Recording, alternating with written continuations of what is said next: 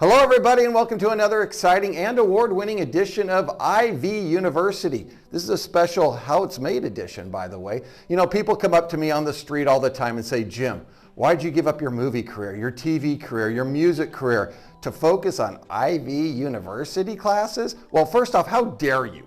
Secondly, and I get emotional when I say this, but if I can help one child, just one, understand the difference between a globe and a gate valve, I really think it's worth it. I think my time here on this big, beautiful blue marble that we call Earth will be worth it if I can just do that.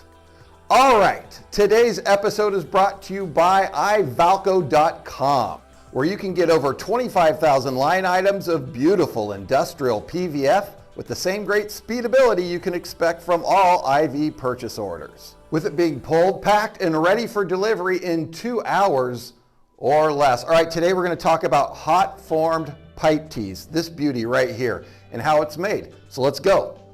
If you recall from our IV University video on the pipe elbow making process, they actually start with a smaller diameter size pipe than the elbow, and then expand the pipe over the mandrel to the elbow's final OD and wall thickness. Now for hot formed tees, the pipe sizing process is the opposite. You reverse it. Strike that. Reverse it. This way, please. For hot formed tees, they start with a larger diameter size pipe than the tee size required. The reason for this is that they need excess material during the hot forming process to make the outlet the proper specification, height, and reinforcement. But before they start the hot forming process, they actually have to do some prep work on the piece of cut pipe. First, using the press, they flatten the pipe a certain percentage, making the pipe slightly oval. We'll see why they do that in a minute. Then they cut or punch a hole in the pipe, which will become the outlet portion of the tee. The ovaled pipe then goes into the first furnace, where the top third of the pipe is heated. In this first heating, the pipe is pushed into the furnace at a controlled temp of around 1200 degrees. When the heated pipe comes out of the first furnace, it then goes into a press that has top and bottom dies.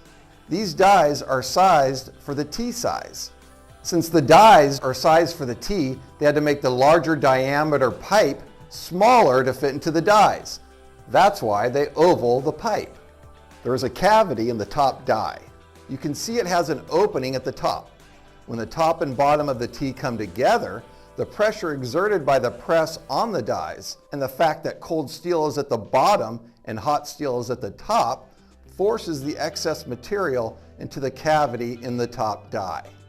Because of this process, the actual run ends are very close now to the actual OD or outside diameter run size that's needed.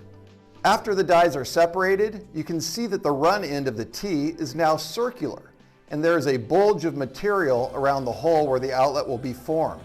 This forging is called a bulged tee forging.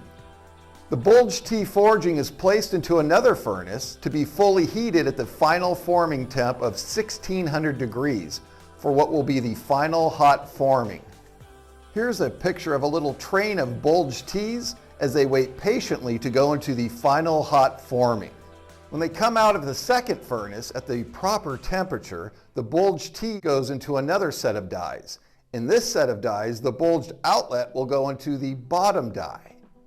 Here they are as we look closely into the inside of the bottom of the bulge, as it sits in the bottom die. Inside the outlet hole, you see a half-moon shaped die that has the dimensions of the inside diameter of the outlet. And through that half-moon die, a steel rod comes through the outlet opening from the underside of the die. When the top and bottom die come together, the T-press operator hits a pedal that withdraws the steel rod with the half-moon die. Pulling the half-moon die through the outlet pushes all the excess bulged material throughout the opening in the bottom die. This fills the metal in the bottom die to form the final outlet height, thickness, and reinforcement.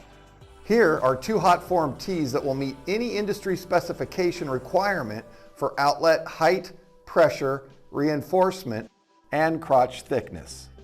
And that brings us to this week's Did You Know?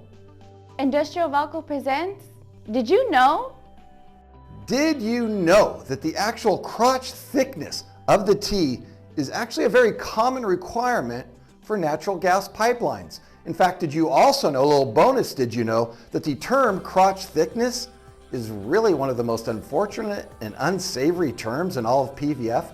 Really, PVF forefathers, when you're putting all the names together, someone said, I don't know, how about crotch thickness? And you all agreed?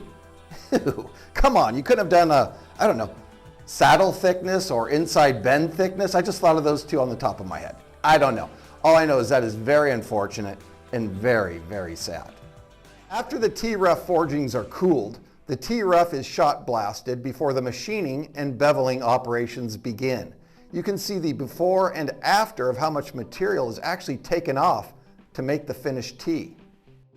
All right, class, there you have it. That is how you make yourself a hot form T. We'd like to thank TFA for giving us the behind the scenes, and also we'd like to thank you, the viewer, and also for your viewer email that keeps coming in hot. In fact, today's viewer email is, I always notice the employees at Industrial Valco are top notch, especially the warehouse.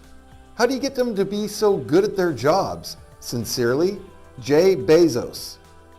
Hey, thank you for that email, and that's a great question. You know, we do a lot of things. We do training, team building, a lot of stuff to build up the morale, but something that we tried recently is I went on that show, Undercover Boss, and I tried to see, you know, kind of like the inner workings or what the employees here at IV were thinking about, and I think we've got a clip. Hal, can you run that?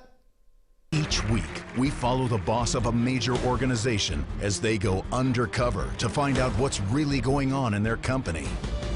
This is Undercover Boss. You know, as the dean of Ivy University and as Professor Jim, it's kind of daunting for a lot of our employees to talk to me. But what I'm hoping to do is start from the warehouse and then work my way through every department to make sure I can understand what is needed to help our employees succeed.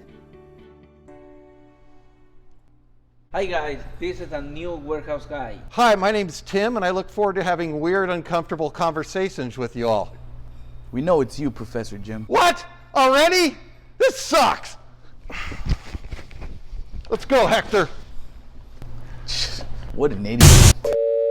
Hey, I mean, I tried. It just didn't work out. And hats off to the warehouse being able to see through that costume. You know, Superman just put on glasses and no one had any idea who he was. So I was thinking, glasses, beard, a different beard, and hair, you know, who knows? Hey, it didn't work out. What are you going to do? Have a great day, everybody.